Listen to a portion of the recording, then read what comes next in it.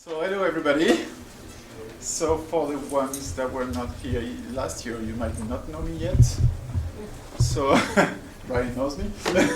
So I'm Jeremy. I'm from France, but I live in Canada now. And yes, last year I was here to present Cine Hunter for the Commodore 64. But in the meantime, I decided I was working with Collector Vision on that game as a project lead, but in the meantime, I decided to start my own publishing business for retro games, especially for computers. So this is double-sided games, which I created about 6 months ago, maybe.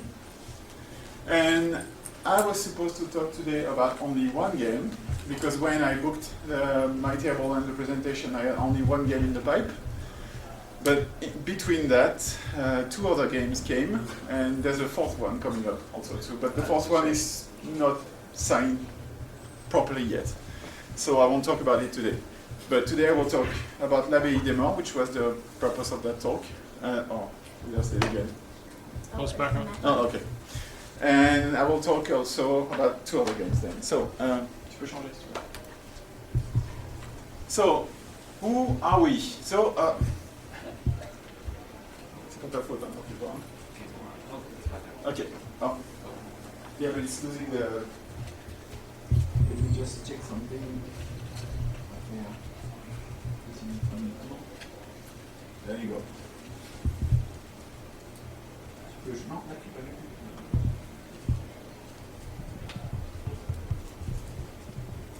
Sorry for that.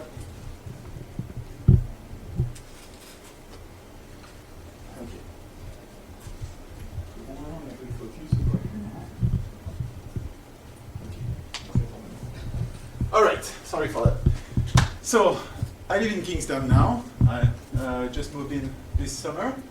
So it was created by me, but then a friend of mine from my other activity, which is retrogamer.ca, YouTube, web, Twitch, whatever, joined me to help me with logistics, mainly, packing up the games and the hardware stuff. So Nicolas came with me. He's acting like a partner a bit or something. We'll be publishing, developing, if we can, and promoting games for retro computers only. I thought about doing consoles at the beginning, but I left it away. I put it away because I'm a computer guy, so even though I love consoles too. I say developing maybe because for now we are using homebrew projects that are already started or that were about to start with some people all around the world, and so I just offer them to publish their games and they come work with me. Maybe in the future we will have someone that is dedicated to double-sided games and will develop like in-house games, but not for now. So as I said, coders, graphic and sound designers are from all around the world. Currently I work with people from Italy, the UK, Malta, and the US. So our target platforms, sorry for people that don't see. Target platforms are the C64, obviously, the VIC-20, the Amiga, and all the other ones are like my goal targets, platforms. I haven't reached them yet, but one of them might in the future. That's the 4th game I was talking about. So I plan to publish games for the Atari 8-bit series, the Atari ST. The 2 following computers you might not know because they are European, of course, so the Amstrad CPC and the Thomson MO5 TO set are French computers. There's a small community, but my goal is to make games for forgotten platforms, I would say, and not to make money. So that's the only goal.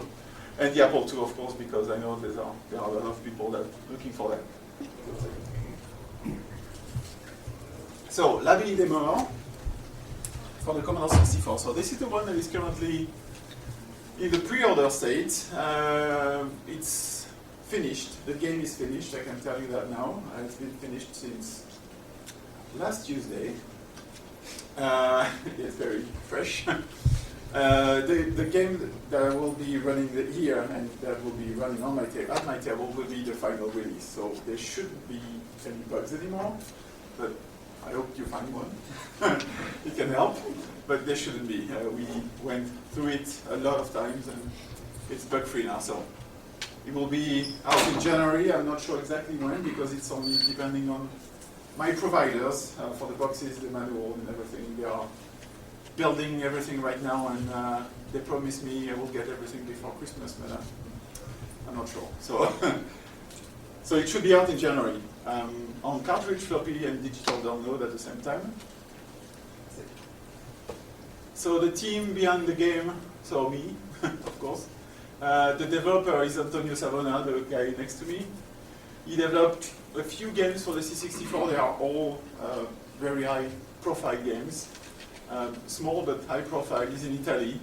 He used to be Game Boy Advance, Nintendo DS developer for the industry. So he's a good one. He knows what he's doing. He's not anymore, but he knows what he's doing. Saul Cross, of course, you might know him because he's done so much for the C64 in the past years. He's just an amazing guy to work with. And he was working on Sydney Hunter with me, so he's in charge of graphics and music. And my friend Tristan from France too, but he's living in Montreal too, is in charge of all the cover art and all the graphical assets for the printing. So, L'Abbaye des Morts, this is the original game. So it was made in 2010 for the PC as a small game, I would say, a small free game. It was part of a challenge, I think, a coding challenge. It was made by Loco Malito and Riser 87, which are both from Spain. They did on purpose a ZX Spectrum graphic style because they used to have those machines when they were younger. The game really had a huge success. It was ported to many, many platforms. So you see the Mega Drive, the ZX Spectrum, Linux, the Wii, HTML5 version, and even the Ouya. So that's something to be said. It's a platformer. It's an action platformer. Quite fast, and I can tell you already from all the reviews we've got and all the people that tried the game that they said the C64 version we made is the superior one. That's the best one there is amongst all of them. It's even better than the original one, thanks to Antonio, who did a great job on the engine. So the topic of the game is so it has no relation to me or my origin whatsoever. It's because the theme of the game, everything is happening in France in the Middle Ages. There was a group of people called the Cathars. They were believing in something else than the official religion, and it's really historical facts. They were pursued and killed and wiped out of the surface of the earth by the Catholic Church. It lasted for 100 years, I think. And this guy, Loco Malito, went to France on a vacation and visited the old castles and stuff related to that story, and he decided to make a game about it. There's a fantasy in the game, so that's not all real, but the theme is real. So what's in the game? So this is the official box. It's only a 3D rendering for now, but this is what the box will look like. In the game, so the soundtrack was completely remastered for the C64 by Saul Cross. We didn't keep the ZX Spectrum version because it was BP. There are 24 rooms. I say challenging because I myself, without shame, can say that I never finished the game. I can't do it. It's really tough. Both my testers could finish it. It took some time, but it's really a challenging game. There are 14 different types of enemies. There's a huge dragon at some point. Secret passage you have to find using scrolls you will find all around the game with tips and tricks to find the secret passages. And there's a hidden room which was put at the last moment by my developer. It was his idea. I will never say where it is. You will have to find it. And he managed to build another game inside the game with 100 bytes of memory. So, respect to that. So you will have to find it. I won't say anything to you. So on the technical side, so again, it's a high-res mode game. I was very insistent on that. I prefer to have less colors and better resolution the contrary. Everything was written in assembly, of course, and it was a very short time of programming because it was done in 4 months. Again, thanks to Antonio. That's it. So this is the map of the game. This is not an old version, but that's not the definitive version. I didn't want to show everything, so you discover a bit. But this is about a room. Another room, so you have to cut here about there. And this is the full game. So to go from there to there, it will take some time. I can show you that. It's free of enemies and anything, so you don't see the most of it, but you can see the scrolls. And you can see the stones here. The stones are checkpoints. And this is the replica of a real stone that is one of that is present in one of the castles in France I was telling you about earlier. So, oh no, reviens en arrière. So this is a spreadsheet. Well, some of the spreadsheets. I didn't show you everything. You can see the whole enemies there, and character Jeremie, and some switches and some stuff you will have to find and trigger. So, we'll play a bit of the game now. Sorry? Let's see how good you are. Oh no, I'm not. Anyway, I won't show you everything, so. Oh no. Double-sided game. So that's the voice of Antonio's wife, by the way.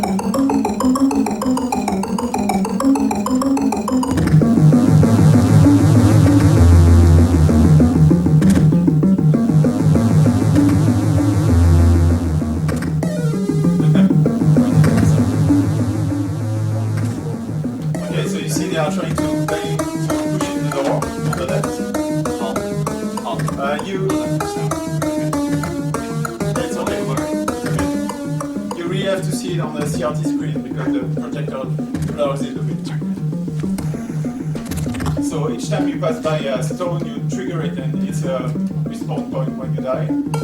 You only have 3 lives, so this is the kind of scrolls I was telling you about.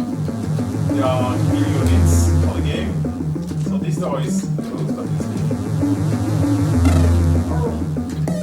So you see I'm not good. Oh, come on! That's a pressure, Sorry? Okay.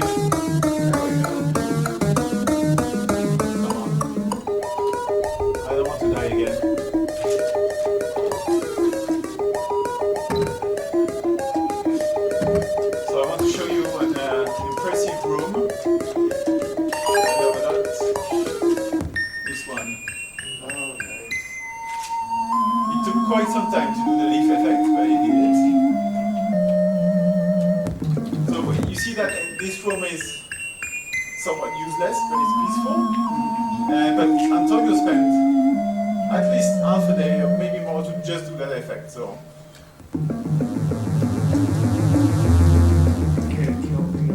No, it's just, you don't have any weapon, so you move with the stick and you jump with the button, that's all you have to do. It's an avoid game, so you just have to avoid the enemies.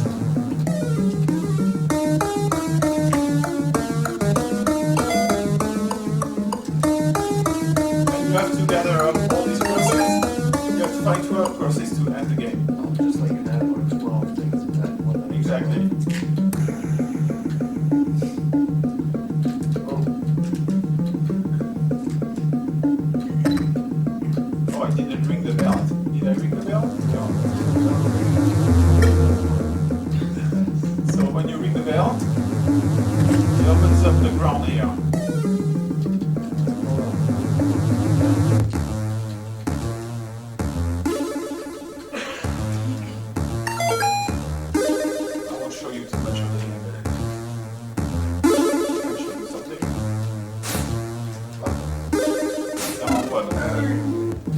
is a hard one.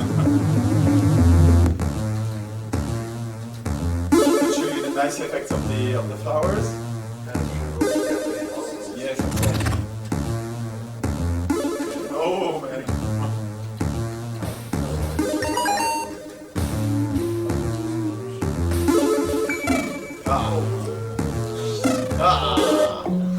There you go.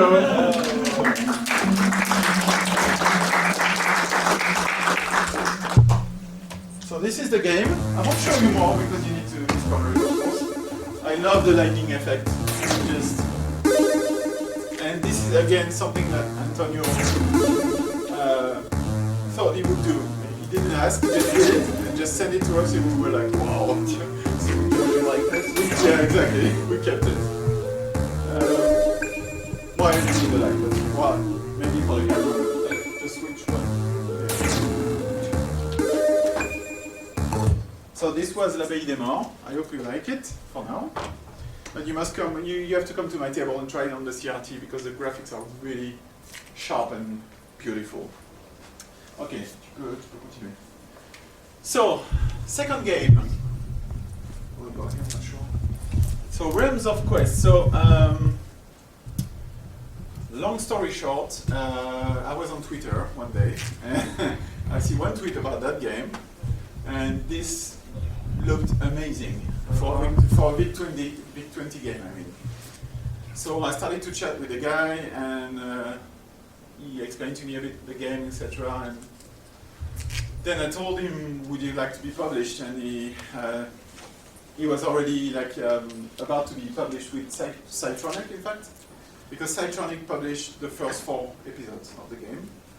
But he wasn't sure because he wanted like a finished product with a cardboard box. He wanted a cloth map, a printed cloth map, like in Ultima. He wanted a coin inside the box, stuff like that, which the things I want to do. So all of the things I just told you will happen. There will be a cloth map and a coin and whatever he wants in the box, but of course the price of the game might rise a little bit.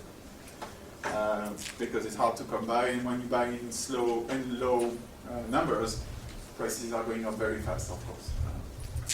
So, he's been working on the game for almost 2 years now. It's the biggest game he's ever done. So, by the way, he's living in Alberta. He's a guy from Ontario, and he's living in Calgary, I think. So there will be only a floppy and digital download for this game because cartridges for the VIC-20, I didn't check yet, but it might be difficult to do. And anyway, he doesn't want to do a cartridge version. He wants to do the real thing as before, floppy and digital for people that don't want to buy the full game. So, Realms of Quest is a classic CRPG, like you know most of them, exactly like a Barstow or an Ultima game. You will need a 32K expansion on the VIC-20 to play it because it's so big. There was no way you could fit the thing in 16K or less.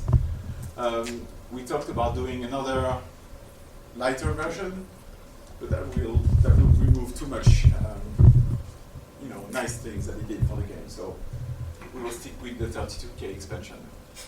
So there are over 350 images in the game. For any depiction of whatever you encounter. 16 races, 16 classes, 2 genders, and 3 alignments. The alignments are useful when you build a group. You can put too many people that are chaotic, for example, with lawful people. You can have a party of 10, and each player can have 1 summon monster, so it's a big group. The map that is produced for the game is like four times bigger than the previous games he's done. So the world is quite big to discover. There are 20 cities and villages. You can have a talk with people. And there are also first-person mazes and dungeons you can explore. That's it. So these are screenshots of the current ongoing game. Might change a bit because it's not finished, it's not over yet. There is about 6 months of development left, so it might change a bit, but it's in almost its final form. So you see the maze, the dungeon crawling phase, and the top phase when you go inside cities.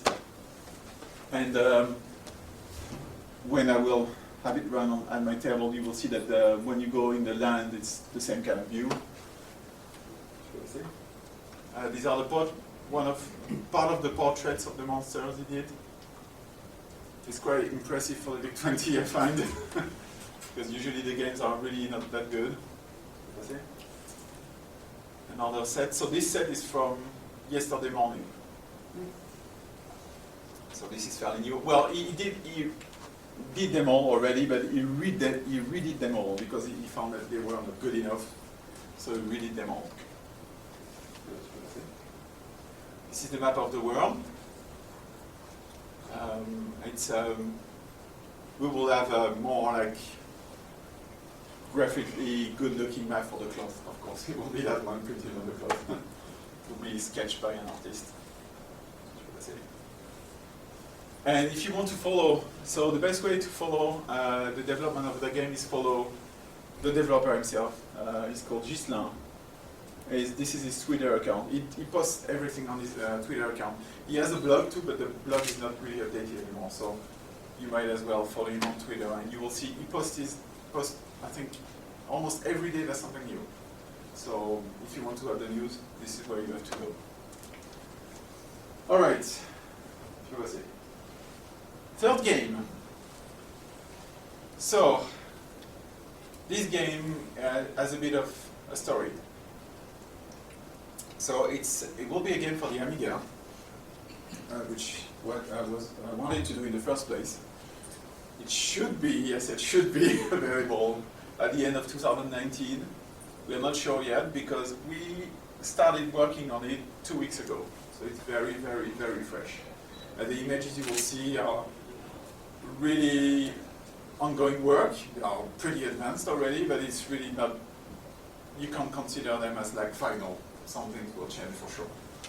But it will give you, only have 2 images for you. So it will be a floppy and digital download, and as usual, I will put them in the box, manual, everything as usual. We will find some goodies to put inside and stuff. See? So Shadows of Sargoth is a dungeon crawler, so it's one of my favorite styles. So I'm the initiator of the project. It was done on my request. I will tell you why. Because it's an Amstrad CPC game that was out this year. It's a brand new game. It's a public domain game. Those guys, this is a French team, they worked on it for like 3 or 4 years, I think. And the game is just amazing on the Amstrad already. It's not as good looking as on the Amiga, of course, but it's just crazy good. So I think I tested it a month ago, and I streamed it, and I was like completely baffled by the quality. And I thought we should do a better, more advanced version of it. So this is how the idea came to be. So our target for the Amiga 500 is, because I find that recently most of the games for the Amiga are targeted at the 1200, and the 1200 doesn't represent the majority of people owning Amigas today. And if we do an AGA game, we will maybe reach like 20% of the people, and I would like to have a game that is, very much displayed, and also dungeon crawlers are really not that CPU intensive, so we can work with the Amiga 500 easily. So the rules of the game are based on a light version of Dungeons and Dragons, Micro Light 20. There are 3 difficulty levels to the game. 24 spells to learn. The characters can level up to the level 20. 5 different races. There's this autosave system each time you change a level. Or, well, there are some other spots, but mostly when you change level, there's a save system. So if you quit the game and come back, you will just start at the beginning on the same level. There's an auto-map option, and there are 16 levels to explore. But the current Amiga version is made, also it's one of my requests. I've asked the developer to build a dungeon editor. So we will be working with the dungeon editor to recreate the maps of the original one, but there might be more level or maybe extensions afterwards. small extension that you can buy. I don't know. We'll see. I'm not sure. Maybe we'll put the tool out on the as an open source tool, and anybody can make their own levels. We'll see. I'm not sure yet, but this can be done. That's it. So this is the original Amstrad version, which was already good, I find. You don't really know the Amstrad here, but it's a good machine, but it's got its limitations. And for example, there is no hardware sprites on it, stuff like that. So it's a good machine, but limited. So this is the the intro screen and the character selection page. These are the screens of the game, in-game. So the auto map is here. You can have the full map, full screen. I didn't put any image of that, but you can. You have a limited number of items you can carry. And here are this is the space for when you've got a spell on you or some different things that can affect you. And the game is really, really fast. It's just, you can fly through the levels. It's just, it was done in assembly. The Amstrad is based on a Z80 processor, and you can just fly through the levels. It's just crazy, crazy fast. The auto map is very useful. And it's quite simple because you only play one character, but it's quite effective. That's it. So this is the Amiga version we're working on. So as I said, it's very early, but the game is already, there's already an engine running. So in 2 weeks, the guys made the graphics for the, Soul, I forgot about the team, but I will tell you. Soul did the whole interface and started working on the characters. So they have no hair for now, but it will come. And he did the whole set for one level. Because on the Amstrad version, all the levels, because of the limitation of memory, all the levels look the same, color-wise. But we will have different sets of themes every 2 levels.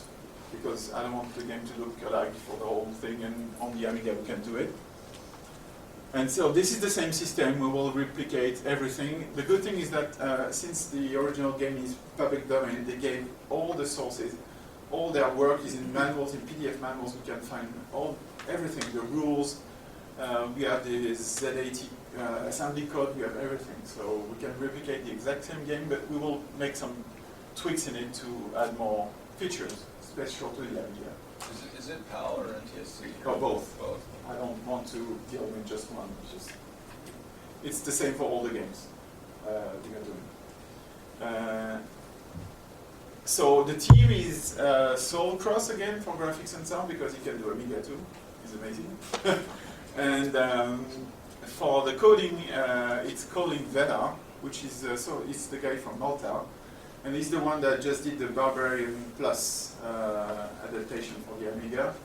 And he didn't have any projects to go on, and I just chatted with him on Facebook and said, "Do you want to do something?" He said, "Yes." There you go. He's here. So he's working on that every day. I have updates, and they are working quite hard to make it work. It's a long game to develop. It's as long as Realms of Quest, I think, and this is why I'm not sure it will be done this year, next year, but I think so. That's it. So this is the end. Do you have questions? Yes? One of my questions are, the first game I saw, will we be able to play it today? Yeah, at my table you can come and play it if you want to. But I have to replug the C64. Yes? So the C64 game, is it playable on the C64 Mini? We didn't try it. To be honest, none of us have one. 2 of us don't like it. Well, no, 2 of them, because I have no opinion on it. I tried it once, it was okay, but I think so, because it's, Antonio did D64 for the SD to IEC, one for the regular floppy drive, one for the Pi 50. He's done many versions, so there will be a version that will work for sure. We have one with fast load, one without the fast load, so there will be a way to make it work for sure. The big 20 game. Yes. You need the extra memory. Why didn't you put it on the 64? he doesn't want to do 64K because his youth computer was too big, right? And he said so I told him, one of the first things I asked him, why don't you want to do a C64 port? He's like, no, I don't want to. There are plenty of RPGs on C64 already, and if someone wants to play an RPG, they can fire up Ultima. That's what he said. So I will work on it. We'll see, but not for now. Not for now. And it's a big, big job. So I know he's been working on it for a year and a half, something, almost 3 years maybe. Back in beginning of 2017 he started, I think so. So I can understand he doesn't want to restart everything from scratch. It's a big thing. He's doing everything by himself, so it's our job. Only the music is done by one of his friends, which I didn't meet yet, but yes. All of these games, they going to work under emulation as well? Yes, of course. So like Vice and all that? Yes. This is why we sell digital downloads too, for people that don't want to, So I was just don't thinking, have the gear, or don't want to buy the box version. So, is it not economical to build a cartridge version that already that has the RAM needed? I'm working on that. I'm trying to see if it's possible. I don't know to be honest, I don't know the Big 20 that much, and I don't know if it's if something. I know. Well, I just bought the Ultimate to showcase the game today. That being said, if someone knows how to use it, I need help. Okay. Because I just bought it like 5 minutes ago. So, and since there is a there's a flash space and memory space, maybe there's something that can be done. So I'm aiming. Well, I think I will have a chat with Jim Brain to see if there's a way to produce mass produce cartridges for homebrew developers that can be memory and flash memory at the same time. I'm not sure. I don't know, but I would like to. Yes. But Amiga game, you're saying it is not EGA or is it? It is OCS. OCS. Yes. OCS for now, and it will be OCS. Because I'm trying to write a game and I'm adamant that I wanted an AGA. Okay. But then if I just saw those graphics. Well, there are pretty good games on AGA, still even homebrew games that today. But I know it's a very small percentage of the Amiga owners, and I did want more people to have the opportunity to play it. Well, that gives me more reason to go back to doing an OCS, not because I've been busting my brain trying to figure out AGA mode, especially trying to. It's quite complex, Yeah. apparently. So if I just say white test like me and just do an OCS, that will just make me start. I think it will be best. And anyway, now we know to do a game that is compatible with whatever Kickstarter or whatever. We have the tricks to go around that, which was not done in the days. What is the requirements for that? I mean, It's just 1 meg of RAM, 500, and that's it. We are aiming for that, and if something doesn't fit in that, we will remove the feature. That's all. I don't want to, force people to buy whatever gear. I know it's quite expensive, and really most of the gamers don't care about accelerators and memory expansion and stuff. So, yes. To make a game in 4 months using assembly language, is that a full-time job, or is that? No, not even. Really? Yeah, when he did so to go back. So the developer that worked with me on City Hunter was supposed to do the game, okay? And he just was at the same time we were supposed to start Abbey Demo. He just had an offer for a big game on the Mega Drive, on the Genesis, on the Sega. So he just told me, sorry, I can't do it.